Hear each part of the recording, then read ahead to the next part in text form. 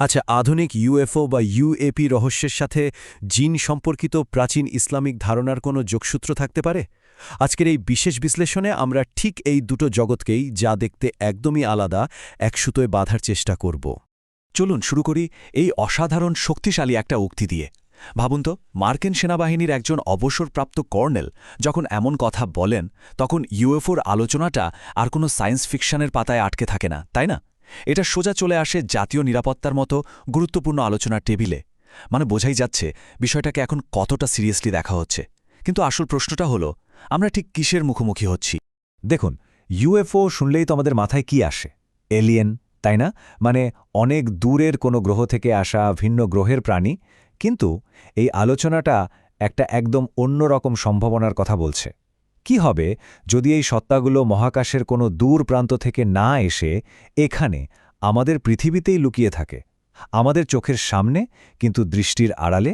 তো চলুন প্রথমে একবার দেখে নেওয়া যাক ঠিক কি ঘটনার কারণে এই রহস্যটা পর্দার আড়াল থেকে বেরিয়ে এসে একেবারে বিশ্বজুড়ে আলোচনার ঝড় তুলে দিল। মানে দেখতেই পাচ্ছেন, মাত্র কয়েক বছরের ব্যবধানে গোপনীয়তার দেয়ালটা যেন হুড়মুড় করে ভেঙে পড়তে শুরু করেছে। প্রথমে গোপন সরকারি প্রোগ্রামের কথা ফাঁস হলো, তারপর মিলিটারি পাইলটদের তোলা ভিডিও সামনে এলো, আর এখন তো বড় বড় কর্মকর্তারাও স্বীকার করছেন। সব কিছুই কিন্তু একটাই ইঙ্গিত দিচ্ছে, এমন কিছু ঘটছে যা আর চাইলেও লুকিয়ে রাখা যাচ্ছে না। আচ্ছা, এই রহস্যটাকে আমাদের কাছে যতই আধুনিক লাগুক না কেন, একবার ভেবে দেখুন তো, কি হবে যদি এর উত্তরটা লুকিয়ে থাকে বহু পুরনো কোনো জ্ঞানের ভাণ্ডারে? চলুন একটু ইতিহাসের পাতা উল্টে দেখি, সেখানে কোনো আলো পাওয়া যায় কিনা। মজার ব্যাপার কি জানেন? এই যে অমানবিক বা অদৃশ্য সত্তার ধারণা, এটা কিন্তু মোটেও নতুন কিছু না। বিশ্বের প্রায় সব বড় বড় ধর্মগ্রন্থ বলুন বা লোককথা বলুন, সবখানে এদের কথা আছে। তবে এদের মধ্যে ইসলামিক ট্র্যাডিশনে জিন সম্পর্কে যে ধারণাটা পাওয়া যায়, সেটা কিন্তু অসাধারণ, বিস্তৃত এবং আমাদের আলোচনার জন্য খুবই প্রাসঙ্গিক।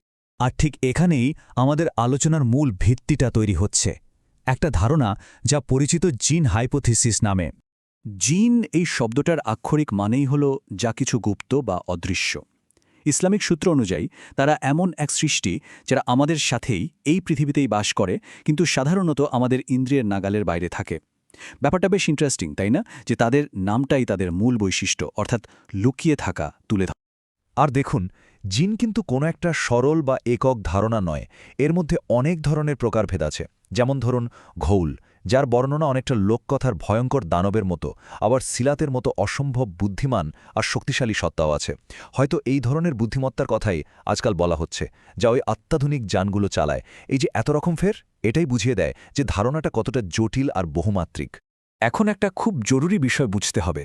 দেখুন, আমরা এদেরকে এলিয়েন বলি, ইউএপি বলি, অমানবিক বুদ্ধিমত্তা বলি বা জিন বলি, নামটা আসলে বড় কথা নয়। মূল বিষয়টা হলো এদের বৈশিষ্ট্যগুলো। ভাবুন তো, যদি দুটো আলাদা নামে ডাকা সত্তার আচরণ, ক্ষমতা আর প্রভাব হুবহু একই রকম হয়, তাহলে নামের পার্থক্যটা কি আর অতটা গুরুত্বপূর্ণ থাকে? তো চলুন এবার আমরা আলোচনার একেবারে কেন্দ্রে প্রবেশ করি। ইউএফও ঘটনা আর জিনের বর্ণনার মধ্যে চারটি একেবারে চমকে দেওয়ার মতো সাদৃশ্য বিশ্লেষণ করা যাক। প্রথম মিলটা হলো এদের রূপ বা আকৃতি নিয়ে। যারা ইউএফও দেখেছেন তারা কত রকমের কথা বলেন।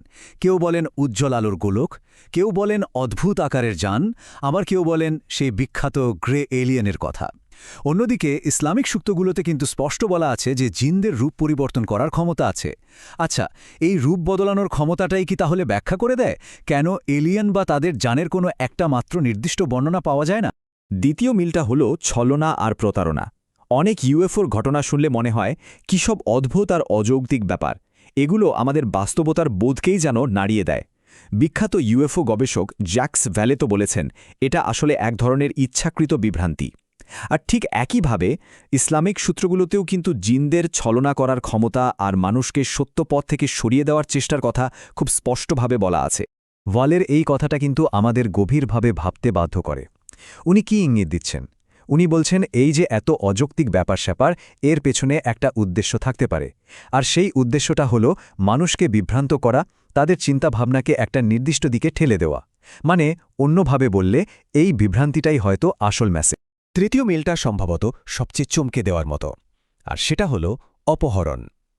আজকের দিনে আমরা এলিয়েন অ্যাবডাকশনের যেসব গল্প শুনি, যেখানে মানুষকে অবশ করে ইচ্ছার বিরুদ্ধে তুলে নিয়ে গিয়ে ভয়ঙ্কর সব পরীক্ষা করা হয়, তার সাথে শত শত বছর আগের জিনদের দ্বারা মানুষ অপহরণের বর্ণনার একটা অদ্ভুত এমনকি অস্বস্তিকর মিল রয়েছে।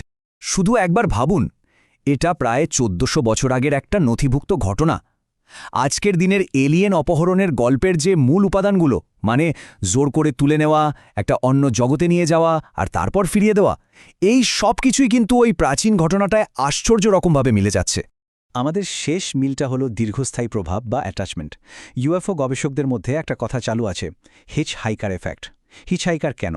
কারণ মনে হয় ওই ঘটনাটা যেন প্রত্যক্ষদর্শীর সাথে লিফট নিয়ে তার বাড়ি পর্যন্ত চলে আসে, আর তারপর তার জীবনে একের পর এক অলৌকিক ঘটনা ঘটতে থাকে। এটা ইসলামিক ধারণায় জিনের আসর বা ভর করার সাথে কি খুব মিলে যাচ্ছে না?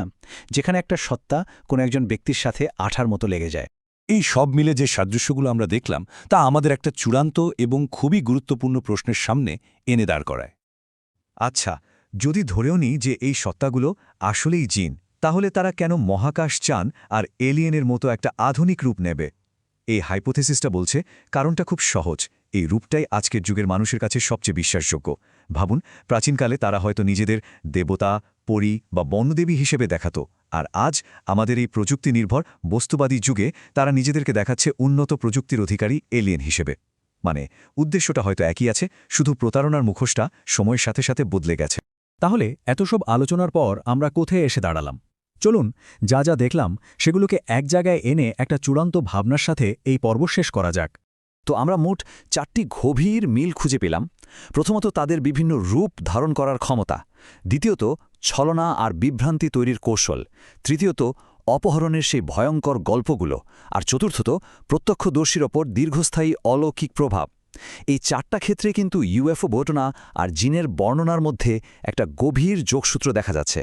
তাহলে শেষ প্রশ্নটা এটাই, যদি একই ঘটনা ইতিহাস জুড়ে বিভিন্ন সময়ে বিভিন্ন নাম আর রূপে আমাদের সামনে আসতে পারে, তাহলে আমরা কি হলফ করে বলতে পারি যে আজ যা দেখছি সেটা সম্পূর্ণ নতুন কিছু, নাকি এটা আসলে বহু পুরনো এক রহস্যেরই সবচেয়ে আধুনিক ছদ্মবেশ? বিষয়টা কিন্তু ভাবনার।